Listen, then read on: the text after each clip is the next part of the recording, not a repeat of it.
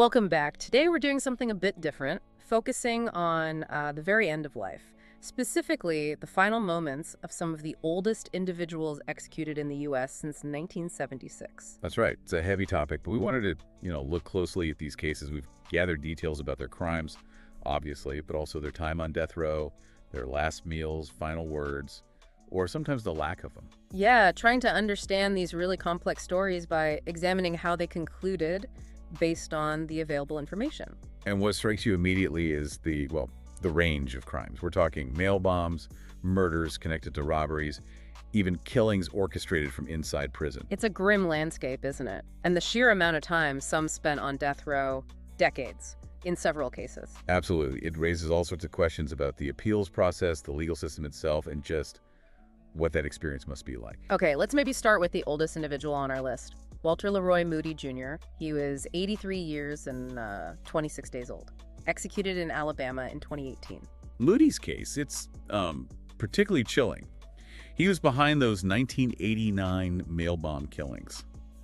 Targeted federal judge Robert Vance and civil rights attorney Robert Robinson. And he sent other bombs too, right? He did. He actually got 7 life terms in federal court for those other bombs first. Then Alabama pursued the death penalty specifically for Judge Vance's murder. So federal life sentences and a state death sentence. That's complex. Wow. Okay, so his last meal request. Relatively simple, actually. A Philly cheesesteak, a Dr. Pepper, and some M&Ms. Huh. And final words. He declined to make any statement, just silence. Which can say a lot in itself. It really can. And the motive the investigators landed on. They believed he sent those other bombs to try and throw suspicion off himself for Judge Vance's murder. Pretty calculated. Deeply unsettling. Okay, moving on. Let's talk about Bigler Stuffer II. He was 79, executed in Oklahoma. Was it 2021? Yes, December 2021. His crime was the murder of Linda Reeves and the attempted murder of Doug Ivins. And the alleged motive there was? It centered around a life insurance policy. A $2 million policy connected to Ivins' ex-wife, who Stuffer was involved with at the time. Right. And his legal journey was also long? Very. He was convicted, sentenced to death, but then that initial sentence got overturned. He had to go through the sentencing phase again and receive the death penalty a second time in 2003.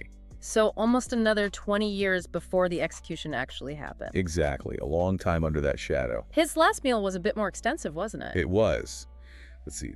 Chicken sandwich, bread, fries, broccoli, fruit, cookies, a fruit drink, and water. And his final words were quite memorable, I thought. They were. He said, "My request is that my father forgive them.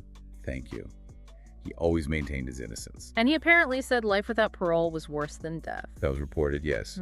Believed it was a harsher punishment. It's a perspective you hear sometimes, and it does make you think about, the nature of punishment itself. It really does. Okay, next let's look at Carl Wayne Bunchen. He was 78, executed in Texas in 2022. Bunchen shot and killed a police officer, James Irby, during a traffic stop way back in 1990. Another case with a very long history then. Oh, yes. Yeah.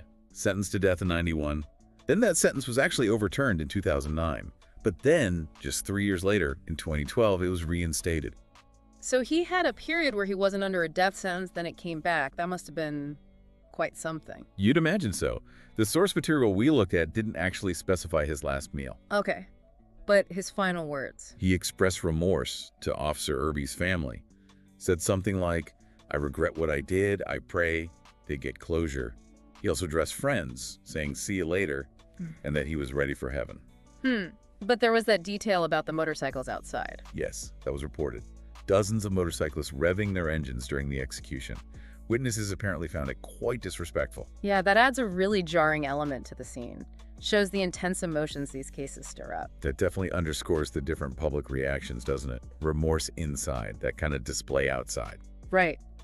Let's turn to James Barney Hubbard. Executed in Alabama, 2004. He was around 76, 77 years old. Hubbard's crime is particularly tragic, I think. He murdered Lillian Montgomery, a store owner. And the really sad part, she'd befriended him, helped him out, after he got released from prison for a previous murder conviction. Oh, wow. So she showed him kindness. Exactly. She let him move into her home, and then he killed her, stole from her.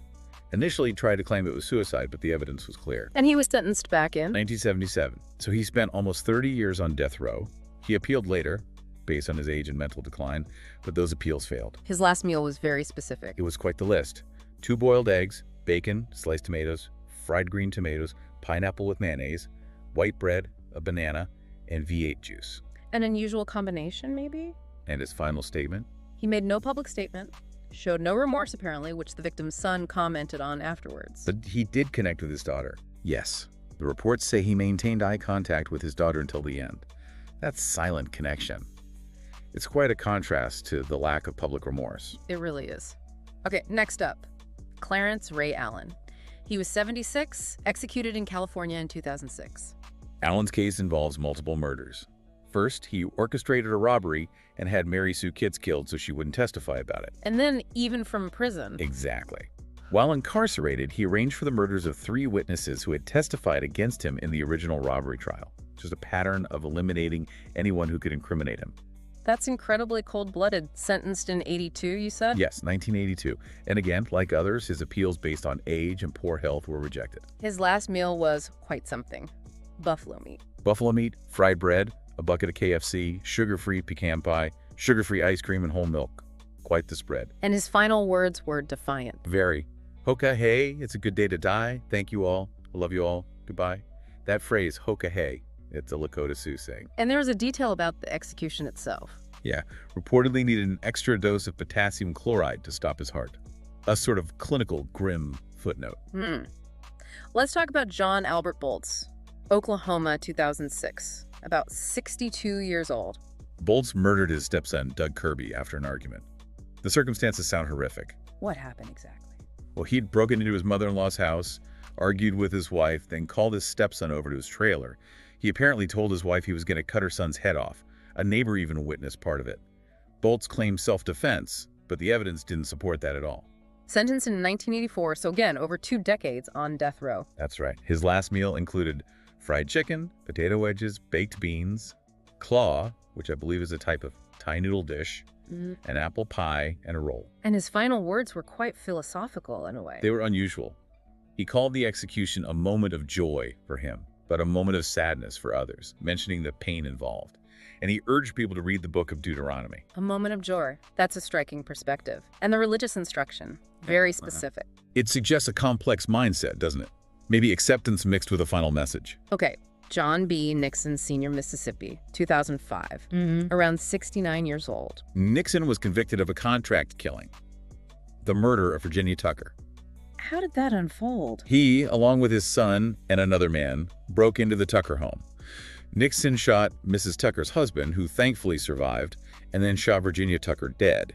He'd been hired by her ex-husband. Just awful. Sentenced in 1986, so nearly 20 years on death row there. Correct. His last meal was a pretty classic Southern meal. T-bone steak, asparagus, baked potato, peach pie, ice cream, sweet tea. And his final words involved denying responsibility. Yes. He expressed sorrow, but claimed it was his son and the other man who did the actual killing, not him. Maintained his innocence, or at least shifted the direct blame. Which, as you said, isn't uncommon in these situations. No, we do see that pattern. A final attempt, perhaps, to control the narrative. Let's discuss Murray Hooper, Arizona, 2022. He was 67. Hooper was convicted for a home invasion that led to 2 murders, William Pat Redmond and Helen Phelps. Redmond's wife, Marilyn, survived and was a key witness against him. And the motive was believed to be related to business. That was the prosecution's theory, yes. That someone wanted to take over Redmond's printing business and hired Hooper and others. Hooper spent an incredibly long time on death row, over 4 decades. 40 years. That's almost unbelievable. His lawyers fought hard, trying to get DNA and fingerprint testing, questioning witness accounts, but ultimately weren't successful. His last meal was another recognizable one. Kentucky Fried Chicken, mac and cheese, BBQ sauce, biscuit, cheesecake, Neapolitan ice cream, and a Fanta. And his last words were quite brief. Very. It's all been said, let it be done. He smiled and waved, told his lawyers, family, friends, don't cry for me, don't be sad. And there were issues with the IV insertion in his case, too. Yes, reports mentioned difficulties finding suitable veins, adding that sort of stark procedural difficulty to the final moments. Okay, Thomas Douglas Arthur, known as the Houdini of death row, Alabama, 2017. Around 66 or 67. Arthur's case is famous for the number of times his execution was stayed. 7 times his execution date was canceled before the final one. That nickname really stuck. Incredible. What were his crimes? He was originally convicted for murdering his wife's sister, got life for that, Then, while on work release, he was hired to murder Troy Wicker. His case involved multiple trials, overturned convictions, a real legal saga. And his last meal, he had a strong opinion on that. He did. He refused one. Said, "I don't believe in that last meal nonsense. You're not hungry when they're trying to kill you." Pretty blunt. Very direct. And his final words were focused on family. Yes, simply, "I love you," to his daughter, and gave a thumbs up. He'd spoken before about how traumatic the repeated execution dates were for his family. You get a sense of weariness from him, maybe? A focus on personal connection at the very end? It seems that way, yes. Resignation after that long, drawn-out fight. Cecil Clayton, Missouri, 2015. About 52 or 53, so younger than the others we've discussed so far, but still notable. Right. Clayton murdered Sheriff's Deputy Chris Castetter. His case got attention because his defense argued a prior brain injury affected his judgment and competency. A traumatic brain injury. Yes, sustained some years before the crime. The argument was it impaired his ability to understand the consequences, but the courts ultimately ruled he was competent and understood why he was being executed. His last meal was fairly standard steak and potatoes type fare. Steak, salad, mashed potatoes, gravy, bread, apple pie, milk. Yes. And his final words were very stark. Extremely brief. When asked, he just said, "No, they brought me here to execute me." That was it. Wow, just a statement of fact almost. Acceptance of the immediate reality, it seems. No further comment. Okay, one last case to cover. Brandon Astor Jones, Georgia, 2016. Around 56 or 57. Jones was convicted for a robbery where a convenience store manager, Roger Tackett, was killed. And his legal path was also quite long. Extremely long. He was first sentenced to death way back in 1979. That sentence was overturned years later, but then he was resentenced to death in 1997. So decades under that sentence, spanning 2 different periods. Did he request a specific last meal? No, he didn't make a request, so he got the standard meal served that day. Chicken and rice, greens, cornbread. And his final words? Or lack thereof? He made no public statement. He did accept a final prayer and recorded a private message for his family. And again, issues with the 5E. Yes, significant ones reported in his case. Took about 45 minutes, apparently, to get the IV lines properly placed. A very prolonged start to the procedure. That seems incredibly stressful for everyone involved. Absolutely. It highlights that the process itself isn't always straightforward. So, looking back across all these individuals, we see this huge age range, from early 50s up to 83, and just such different, often deeply disturbing paths that led them there. Yeah, and the last meals, the final words, or the silence, it's such a spectrum. You see regret, defiance, denial, acceptance, messages to family. It really covers the gamut of human reaction in the face of death. And that recurring theme of decades spent on death row, it just forces you to think about the pace of justice, the appeals process, the sheer length of time involved in these capital cases. It really does. Taking this deep dive, looking at these final moments, it makes you ponder, doesn't it? What does it tell us about justice, mortality, the capacity for violence, but also for reflection, even if that reflection takes many forms? It's a lot to process. As you listen, what stands out most to you from these accounts? What questions linger after hearing about these final hours? Something to definitely think about.